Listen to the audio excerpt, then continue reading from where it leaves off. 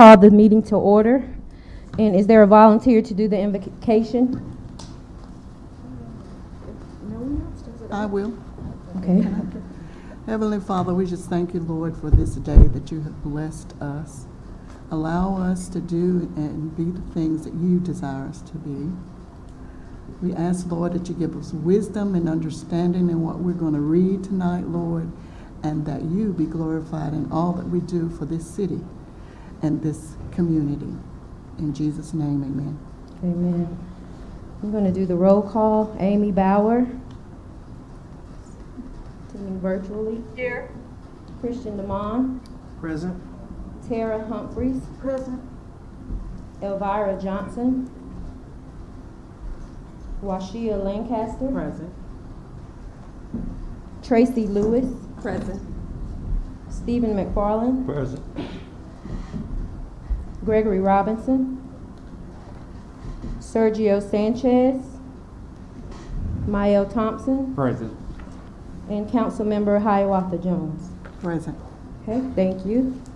First order up on old business is confirmation of executive officers. We did carry out this proceeding on email back in January. So tonight we just want to confirm that we had one nomination for the position of chair, Christian DeMond. There were no other contenders. So we just, if I'd like to have someone carry out a motion to officially confirm Christian DeMond as chair. I would like to make a motion to confirm Christian DeMond as chair of the Community Relations and Development Commission. If you need a second, I will happily give that. And all in favor, please raise your right hand. Thank you, Amy. Christian, you are confirmed as the chair for the Commission on Community Relations and Development. Next position is vice chair. Again, we carried out the proceedings via email. Mr. Mael Thompson was the only nomination for the position. There were no contenders. Can I have someone to offer the motion to officially confirm Mael Thompson as vice chair of the Commission on Community Relations and Development? I'll make a motion to confirm. Is there a second? Second. Okay, all in favor, please raise your right hand. Thank you. Sir Chair, you can carry out the remainder of the agenda. Item B on the agenda is the approval of the meeting minutes for December 8th, 2020. Have a motion to approve those minutes. Make a motion that we approve the minutes for December the 8th, 2020. Have a second. Second. All in favor, raise your right hand to approve those minutes for the December 8th, 2020 meeting. And next we'll approve of the retreat minutes. Our retreat was the first Tuesday in March 9th. I have a motion to approve the minutes from our retreat. I make a motion that we approve the minutes from the retreat, March 9th, 2021.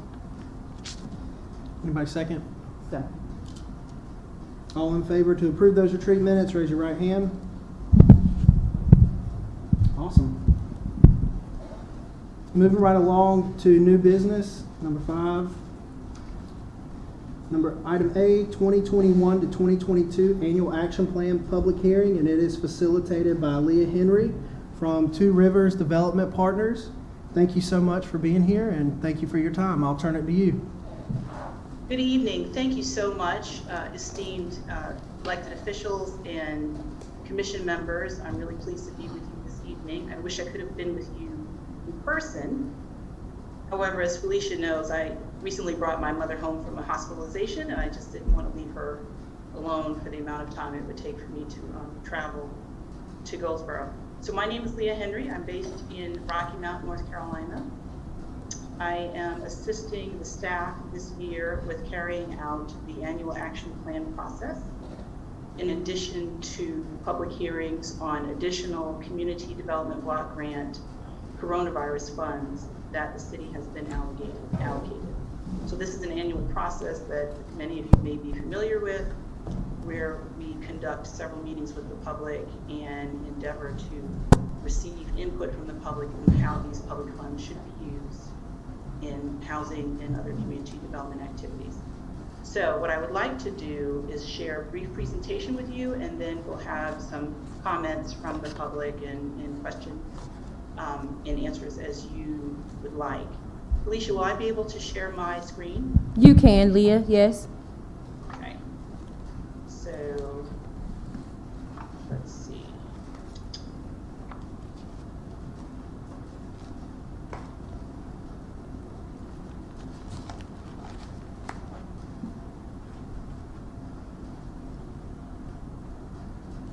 Great. So, there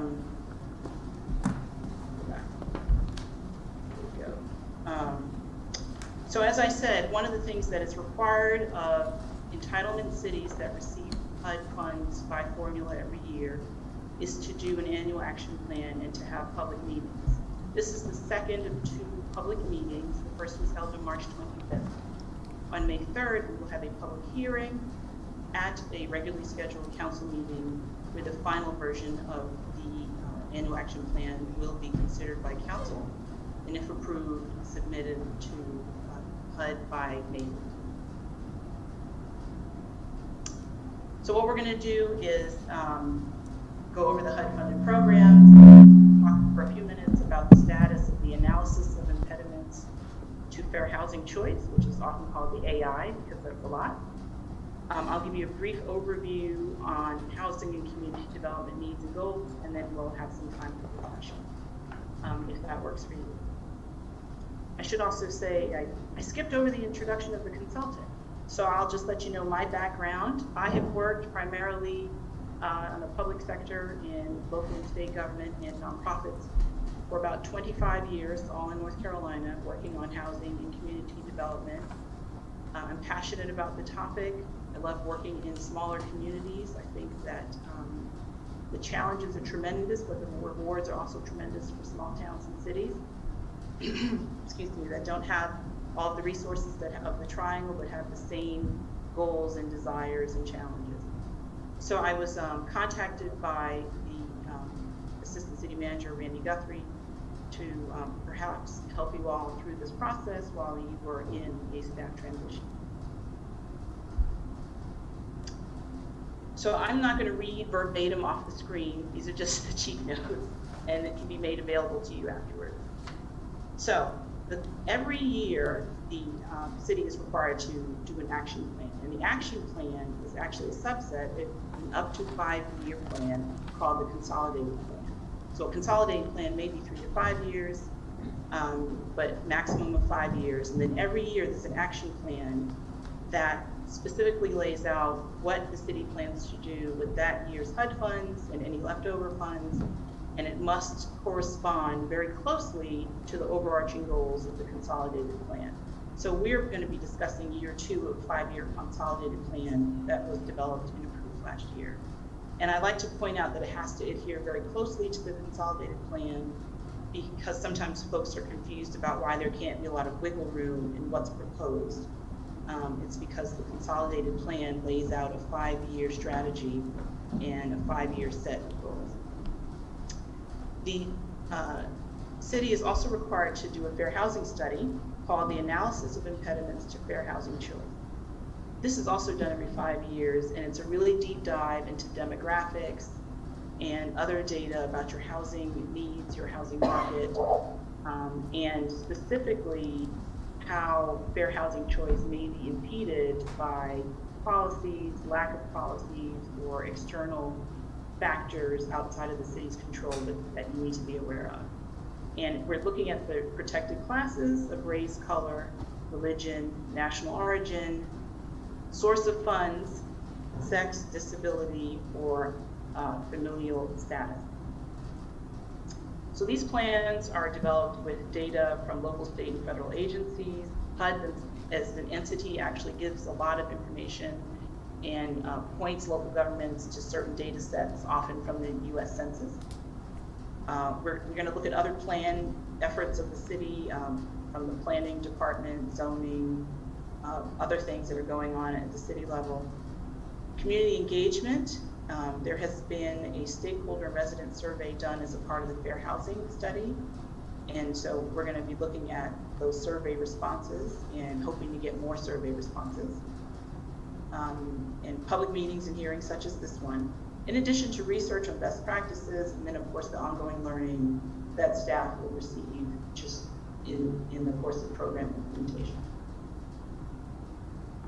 So very briefly, the purpose of the analysis of impediments, the AI, is to make sure that the goals and the programs that the city implements affirmatively further fair housing, which means it's not enough to just not purposely do harm. HUD is requiring grantees to proactively, affirmatively make sure that the programs they implement and the policies that they implement are furthering their fair housing goals. So last year, the city engaged the UNC Greensboro Center for Housing and Community Studies to produce the AI. They did a series of stakeholder interviews and surveys and a lot of data collection. I absolutely can vouch for this center. I used them for some research myself in previous life, and they did a fantastic job. I have seen the draft of their report. It is in staff hands. And so we are going to be reviewing that and making sure that the annual action plan and this 5-year analysis of impediments to fair housing choice correspond well to each other. So the big question is, what will Goldsboro receive in this round?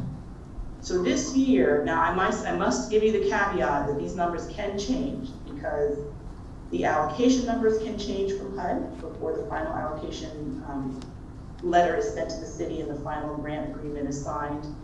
And program income can change. We're still working on determining what we expect to be the program income.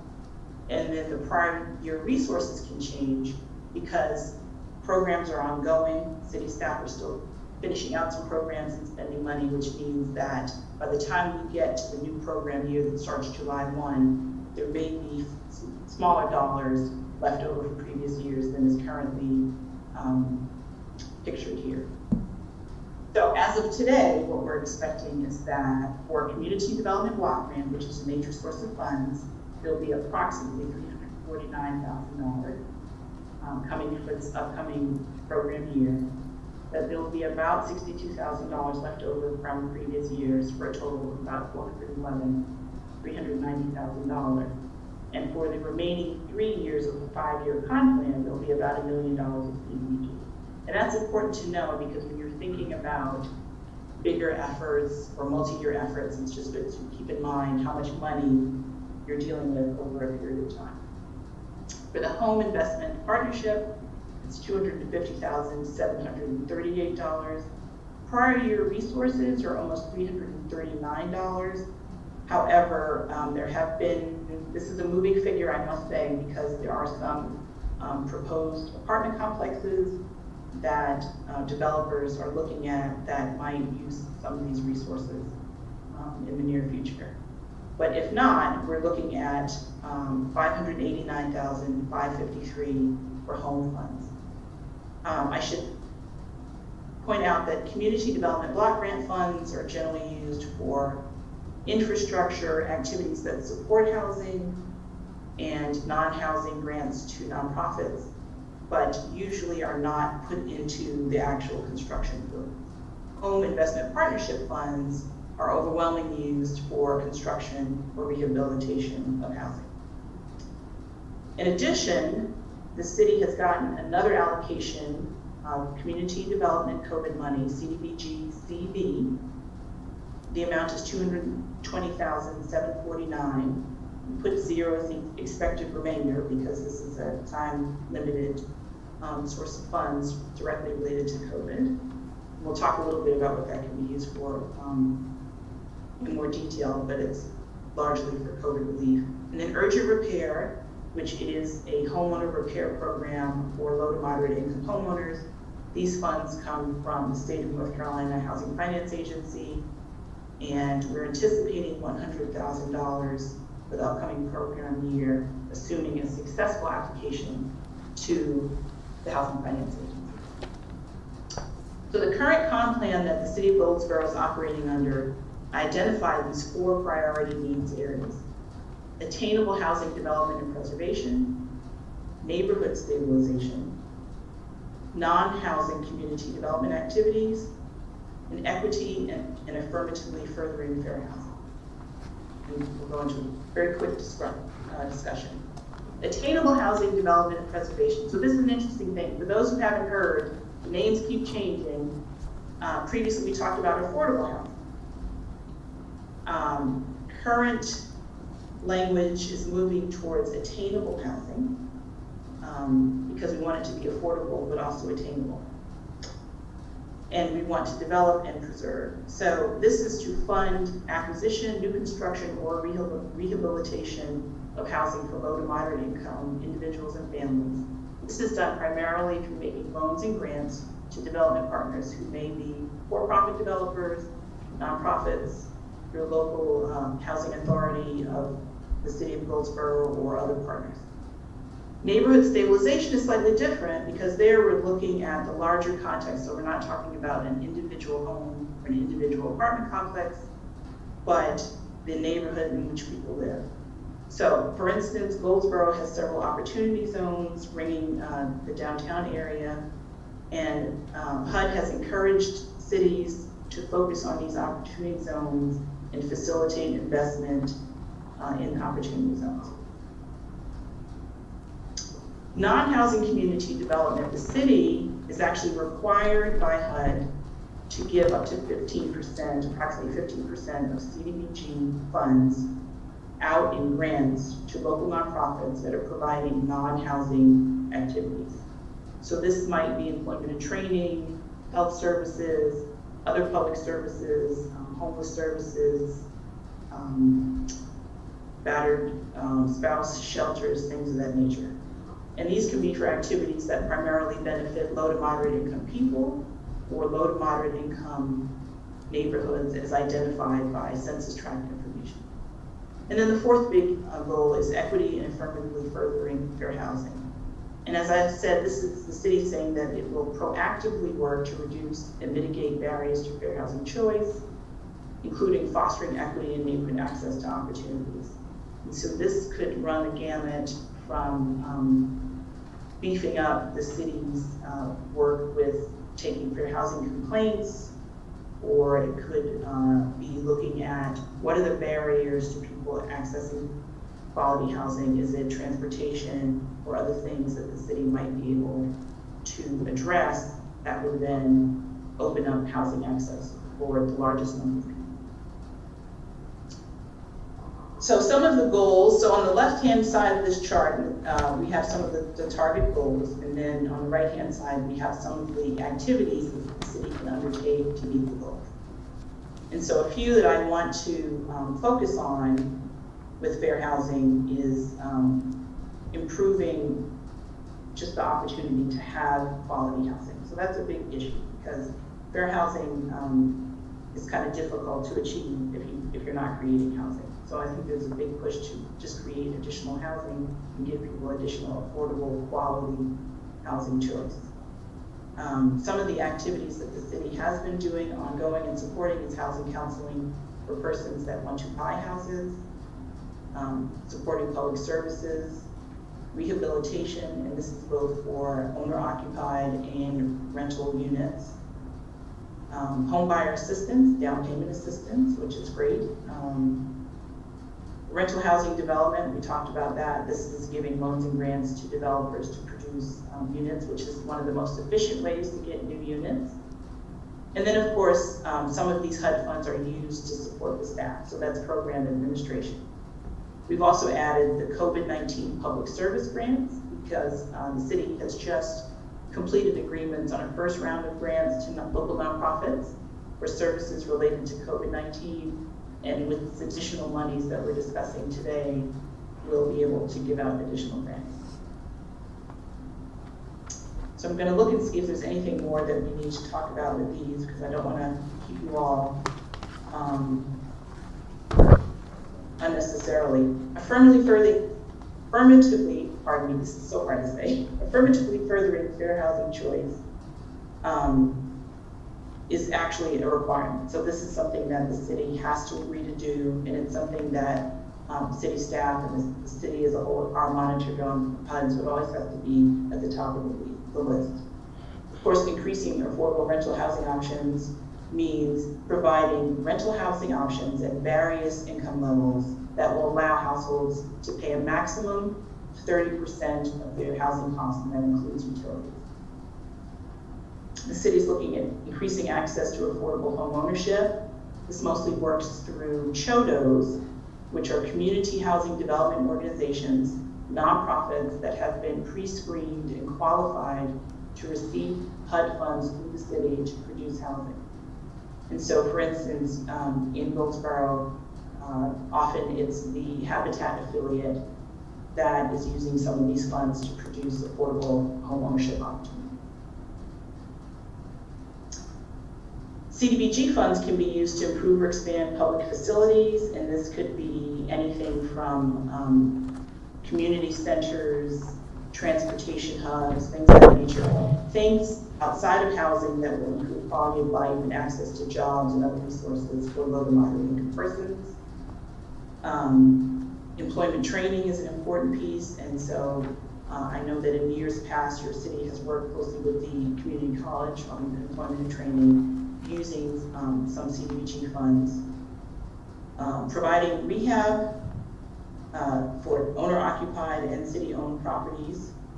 That speaks for itself. And then program admin, I think it's important to point out that there are statutory limits from HUD on the percentage of HUD grants that can be used to support staff. So it's 20% for CDBG, 20% for CDBG and coronavirus funds, and up to 10% of your own funds. We talked about fair housing a little bit. Housing counseling, of course, is crucial for successful homeownership. And so often these funds can be used, both CDBG and home funds, to pay development partners like nonprofits to do housing counseling, prepare people for homeownership. And then we talked a little bit about public facilities and improvements. Currently, the city has committed a portion of your annual CDBG funds for debt payments on the WA Forest Center, so which was approved by HUD to use the continuing HUD allocations for this purpose in 2015.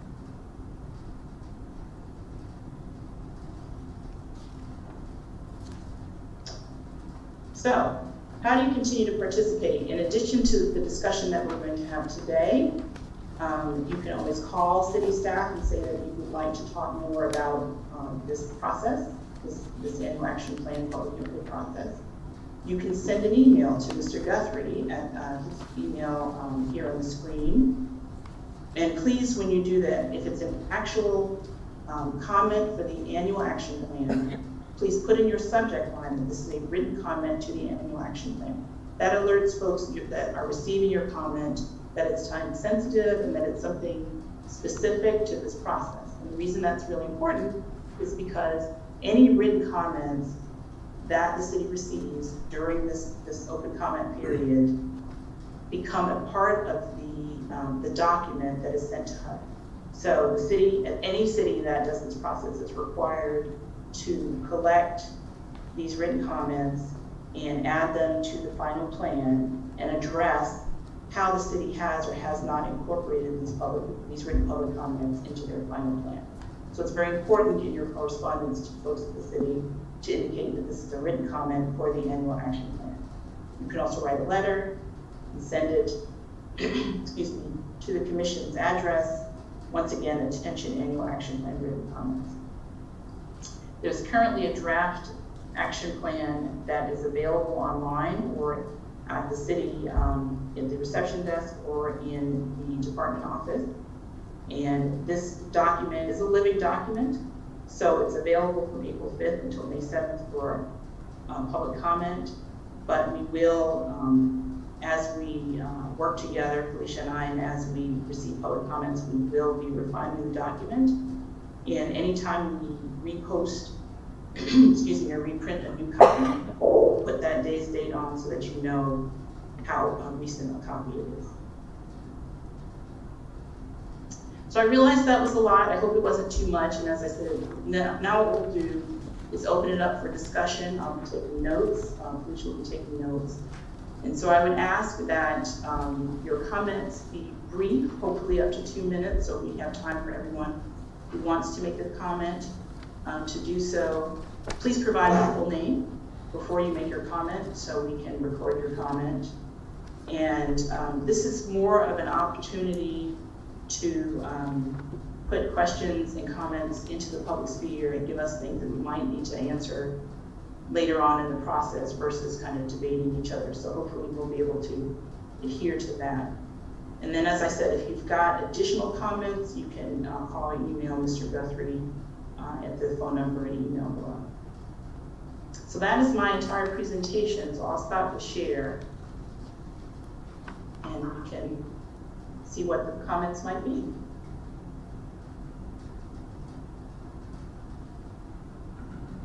Sure thing. Does anybody on the board have a comment? Like to make a comment?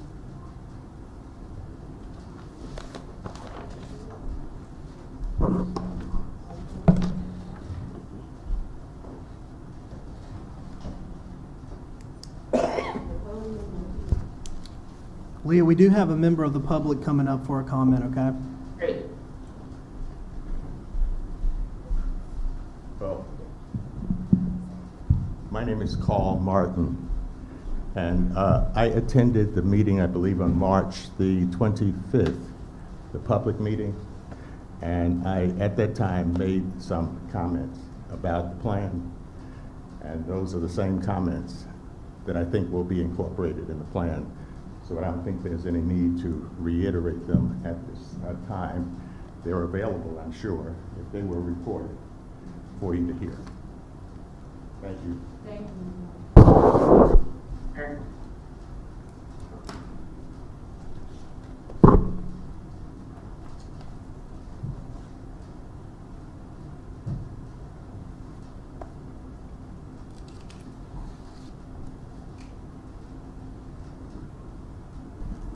Would anybody else like to make a comment?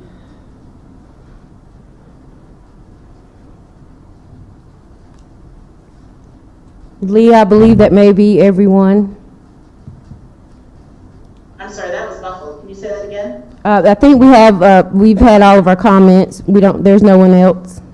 Okay, great. Was there, so let me just ask you really quickly, did I miss anything? Did I omit anything that we needed to cover? I don't believe so. Okay, great. Well, I will just reiterate that we still have a few weeks for you to consider it, review the draft, give us some written comments. I think that you're really fortunate that the commission is really interested in getting participation and really having a plan for this upcoming programming year that reflects the interests of the commission and other people in the community. So please do make your voice heard, and I look forward to working with you some more, hopefully. Thank you so much, Leah. Thank Thanks, you. Leah. Thank you for your time. Thank you. We'll move right along to the next item, and the next three are subcommittee reports, and I'll start on B with the Economic Development Subcommittee. We met on March 30th, and we called it to order at 6:03. We met for 45 minutes, and please feel free to weigh in. Washia was there. If you'd like, we had a really good meeting. It was broadcasted on the city's Facebook and YouTube page, and really got a lot of responses from community members. So we established that subcommittee because at our retreat, we identified that there were complaints and comments from the public that economic development was something that they would like to see addressed in the city, not enough jobs, etc. So that is why we developed the subcommittee. And we had a really great discussion. We want to identify some shareholders in the community who can help assist with entrepreneurship, programs like that. And we'll meet again at the end of the month. And I don't foresee this being a subcommittee that just continually meets with no end in date. We're going to identify a mission, that's our plan, and a purpose. And we will report back in the future. The next one is item C, under 5, Housing Subcommittee Report, and that is chaired by Mael Thompson, so I'll let you give that report. Gotcha. Really don't have anything much to report other than we're still trying to get some subcommittee members. We did reach out to some, which was the Goldsboro Housing Authority, just waiting to hear back from them. James Jones, he's a realtor, did reach out to me again this morning to confirm. I think he's going to be submitting. Matthew from the Habitat wanted to join that subcommittee. We are doing a fair housing event at the end of this month on April the 30th, if I'm correct. Is that correct, Felicia? We're still in the planning phases, Okay. yes. Yes, so we're just in the planning phase of that, and we'll be putting more information out there on that as well. All right, thank you. Thanks for all you do. And on item D is going to be the Community Relations Subcommittee Report. We're still working on that, Felicia. How would you like us to address that? We'll just report back next week. Sure. Mhm. If you'd indulge me for just a moment, I just Yeah, want to give you a really please. short story. Yeah, that'd be great, Why Tara. this is very important. Please feel free. Okay. Today, for the 5th year in a row, I took a bouquet of purple flowers out to the clock in the center of the Wayne Community College campus. Tara, would you be comfortable just for Sure. while you speak? Okay, thank you. Yeah, as long as I don't spit on that. Okay. Don't want to contaminate anyone else. How much do I need to back up? No, you're good. Okay. The purple was Ron Lane's favorite color. 6 years ago today, Ron Lane was shot on our campus because he was gay. It was determined to be a federal hate crime. And I'm sorry, you said it was or it was not? was. Oh, great. it was. And he was a friend of mine. He was a friend of everyone on that campus. It could have been a much worse situation. It could have been me. And that's why we need to tackle the subject that's at the root of this.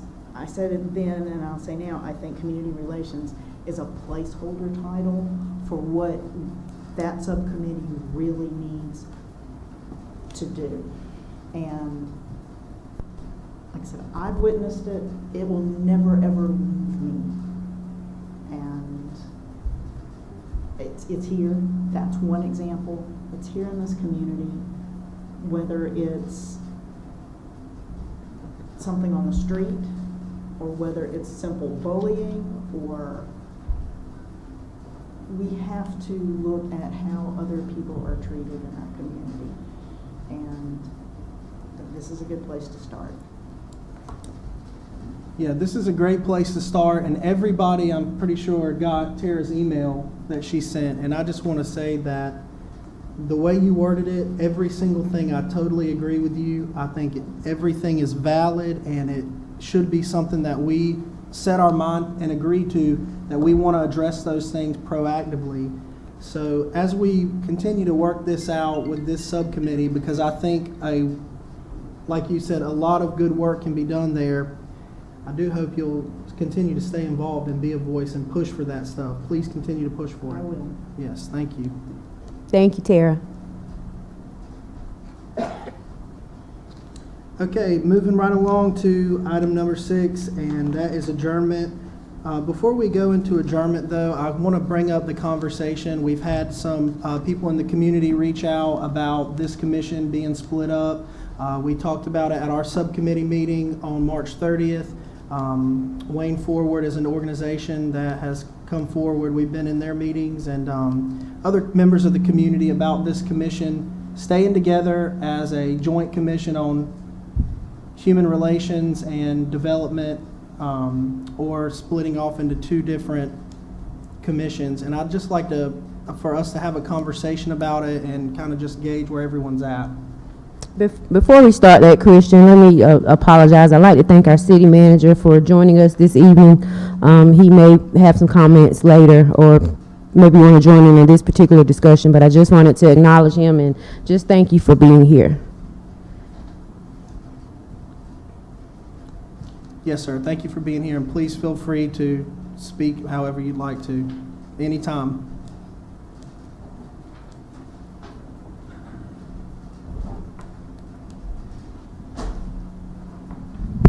I'll just join the mic here for a second, Christian. You know, we Thank had a you. brief discussion the other day, and this is, your job is to recommend to council what you think it ought to be. So Yeah.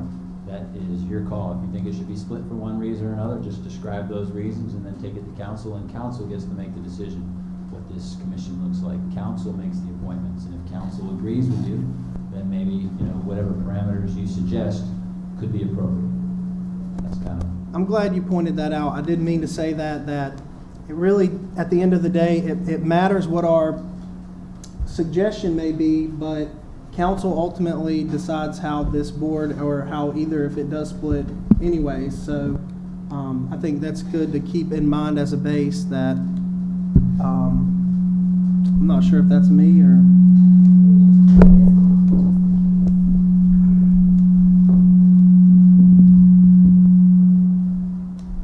I would love it if we would at least have the discussion, because it's being talked about in the community by quite a few people, and just to see where we would be at on, even if we want to make a motion to recommend something or another to council on how it goes forward. Well, I would like to make a motion that we continue under one entity, work together, that the two, you know, that we work together. I think we're going forward in a positive direction. We need a chance to do what we need to do, but I do not see a need of splitting the board. And that's my recommendation. I would second that. I agree. I mean, I don't really see the need to split the board. I mean, I really feel like we're moving in a good direction. Of course, getting the public's, you know, input on, you know, what, you know, the direction we're trying to move, but I really honestly don't see why we would need to split. Can I ask for clarification? When we're talking about splitting the board or the commission, we're not necessarily talking about splitting the people and saying you have to go to one or you have to go to the other. We're talking about purposes, correct? Yeah, and I'm glad she said that, because again, we can only make a recommendation to council as what we think or what we would like to see happen. They ultimately make the decision, and I just need to, I mean, she made a motion, so we have to vote, right? Or do we not have to vote? Well, I don't think it should have been a motion, Tracy, if you're just kind of sharing your position. Unless we want to do that tonight, but just Tara needs clarity on, you know, the understanding. Yeah. If the split happens, it would have to be two separate commissions or boards. Yeah, we would need to talk about who goes where. Well, we can't say you go here, you go there. You'd have to choose. Yeah. Right. It would be your choice which one to serve on, the relations or the development. Tim, you want to add anything? No, I think you're right. Okay. You would make probably a recommendation to the council on who wants to serve where. You know, part of the discussion has been before that certain members don't want to be on a board that handles both issues. Certain members want to do one thing or the other. So that could be an issue or not. What I'm hearing so far is 3 people think it should stay together and they want to deal with both issues. So, you know, and I'm not sure we need a motion to keep it the same. If you Yeah, want that's to what make I a was going to change, ask. Yeah. you know, then that's something you should discuss. And I think it's important to hear from the other men. We do have a quorum here. We're not voting officially on it, but I think it'd be important to hear from you, Mr. McFarland, and Amy as well, just to hear from everybody since we're having the conversation tonight. My question would be is, why is it an issue? I mean, who brought it up? I think at one point in time, somebody mentioned it was a conflict of interest. And if there is a conflict of interest, I would want that identified as to what that conflict is and why that opinion had been circulated. I don't really understand why we would spend a lot of time on this as far as whether it should split up or not. I don't think that it's been a problem in the past. However, everybody is entitled to their opinions, but I would like to know if it is a conflict of interest, what that is. And ultimately, like everybody has said, it would be a decision made by the council. Well, the conflict, it just was a recommendation made by the state, and I think it's should be made clear to everyone that we're not governed by the North Carolina Human Relations Commissions. I think some people think that maybe we are. They're kind of authority over us, but they just kind of serve as an advising agency. So the consultant that came provided us training, he just advised that the Community Development and the Community Relations Commission not serve in those two aspects together. That the community development should be separately, with a separate group of people with an interest in community development, focusing on that issue or that topic. Yeah, but can you clarify why he said it was a conflict of interest? He just said there could be legal ramifications down the road, from what I recall. That we might be representing the public on the one side. Right. As community relations, and then on the other, doing the business. Yeah, I don't know how to explain it Right. adequately. The but, decisions you yeah. made with community development, home funds, now you're representing a citizen that said you didn't spend it right, but in the end, the council's making that decision. So there's a couple different interpretations as to what's a conflict of interest there or not. Right. So a few different reasons, Mr. McFarland, to answer your question, why it could be a conflict. Yes, Tara? Well, I can speak to my personal feelings. Mhm. That I did apply to be on community affairs, and at that time I was told there's going to be some rezigging, just hold on, and then I was confirmed. And when I came into it, I was told, well, it's more of a technical thing, don't worry about it. And I feel like I am woefully inadequate when it comes to community development. I try very hard to study this and understand, but if I am representing people, I don't feel like I'm doing their work well on their behalf, and I feel I rely very heavily on city staff. I trust that the people who are telling me this is the way we should go know what they're talking about. And so I've always agreed, and if I have asked questions, it's been because I was trying to understand, not that I was questioning what they had said. Mm-hmm. I feel like a commission, if it was separated, a commission specifically for community development, should include people who would be folks who would be looking for homes, those who help them find homes. So I'm thinking the Housing Authority, the Habitat folks, actually I tried to make a list. Maybe some from formerly homeless, or from an organization that helps the homeless, helps people who are living in poverty or close to it, people who work with populations that need the homes, the housing that we're making decisions on. And I came onto this to do a different job, and I feel like I'm kind of misrepresenting myself when I sit here making decisions on something that I try very hard to understand, but don't always. And I know I'm very, very trusting, and that's a problem sometimes.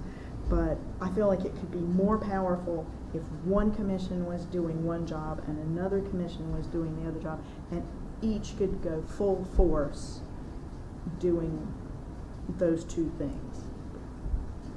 But I will chug along with my fellow commission members on however the council sees fit. I just want to, we're not actually making decisions, we're just, I'm not, I'm just saying, I just want that to be put out there. We're not really, we're just making recommendations, if you know what I mean. To the council are the ones actually making the decisions. So, I wonder if maybe the community doesn't understand that. They think, okay, well, we're making some when we take a vote, I think of it yes, as a decision. suggestions. But I do agree that having, more people who are maybe more knowledgeable in certain areas, that would help. But Council Member Jones, you are at liberty to join in on the conversation. You just can't vote on any official business. I was listening to everyone, and I am in agreement with it staying as one. I really think that we could do subcommittees where you're not comfortable with the development, then you wouldn't be on that committee. So I think if we did it that way, that it would work better. I don't really see us splitting. We need to stay together. We need to work together. We need to be one commission. That is my take on the decision. And I believe that this can be is a very effective commission. And I think that we will be even more effective staying as one and working on under one entity and getting to know and learn everything. Thank you. I'm agreeing with that.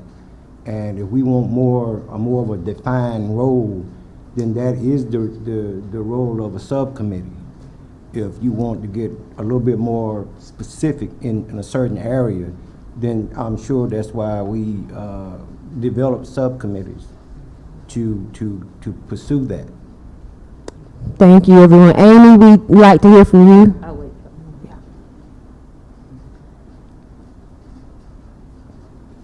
Well, I agree with that. I'm online, but I agree with keeping it together because I think it's three parts come together as one. I don't think you can do one without the other. So I understand what you're saying. The knowledge about the HUD and the money and like that will take some education and some involvement, but you know, those are things we can work out. Thank you. Tracy? Yeah, I'm glad there's a lot of community interest in this. And if we have so much interest when it's time for applications to join this board, I've been on the board for several years. It would be nice to have some interest in other people to join this board with interest in this community development with our commission. So that's all I want to say. I'm just happy there's a lot of interest in it. And I would say the same, just as, you know, I definitely agree, but I will also say this as well, is that I do see there's a difference where we're normally just presented with the information other than, again, someone having to explain it. So I think Felicia has been doing a great job of making sure that we get the information and the knowledge that we need to continue to move forward. When others, we were just presented with the information and, you know, we just move forward. And so I think that's really been helping us out a lot to be able to say we can move forward. So thank you, Felicia, for definitely doing that. Thank you.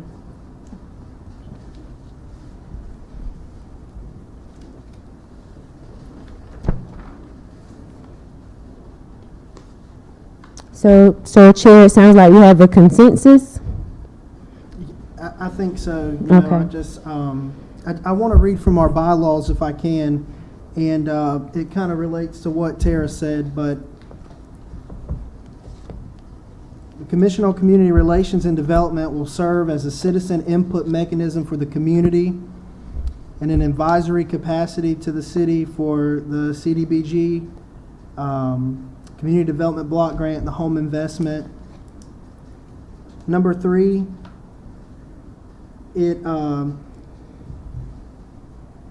also lists that we're to assist the council in achieving the goal